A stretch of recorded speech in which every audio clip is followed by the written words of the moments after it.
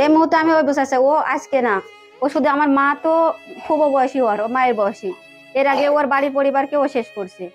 আবার হচ্ছে আবার একজনের পর একজন যাক, সেটা বড় কথা না, কিন্তু আমার মাকে এই কাজ কেন করলো? আমার এই কথা, কিন্তু এই জন্য আমার ওর কঠিন বিচার হওয়া উচিত, কঠিন। লালপুরে খায়রুল ইসলাম নামে এক যুবকের বিরুদ্ধে কণ্ঠশুদ্ধ অসুস্থ নারীকে ধর্ষণের অভিযোগ উঠেছে। গত শুক্রবার রাত 10টার দিকে উপজেলার ওয়ালিয়া সেন্ট্রাল পাড়া এলাকায় এই ঘটনা ঘটে। বাড়ির পাশেই ভুক্তভোগী ওই নারী তার প্রতিবন্ধী ছেলের দোকান থেকে ফেরার পথে মুখ চেপে ধরে পাশের বাগানে নিয়ে হাত মুখ বেঁধে ধর্ষণ করে পালিয়ে যায় একই এলাকার আলাউদ্দিনের ছেলে খায়রুল। অসুস্থ অবস্থায় বিছানায় শুয়ে কান্নাজড়িত কণ্ঠে এসব বর্ণনা দেন ভুক্তভোগী ওই নারী। আমি আমার সালের লাগি গাড়ি আনতে গেলাইছি, আসতে লাগি ধরেন যে বিস্তার থাকি ঘাস চেপে ধরে মুখে উন্না দিয়া বাগান দেখলে চলে যায় হুশা থাকে সেগুলো।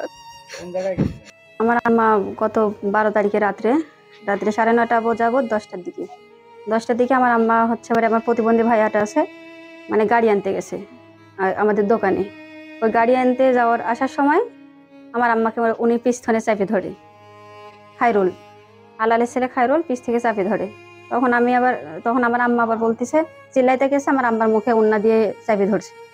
উন্না দিয়ে চাপে ধরার পরে আমার মাকে যা করার মানে হস্তকাম করছে, দর্শন করছে আর কি। করার পরে আমার আম্মা বাড়িতে চলে আসে। বাড়িতে না আসার আগে ছেলের বাবাকে জানায়, ছেলের বাবার জানার পরে ছেলের বাবা কিছু না বলে তারপরে আমাদের বাড়িতে আসে আমার মা। এসে আমার মা আমাকে বলে যে মা কাঁপছে আর বলতেছে মা এই কাজ।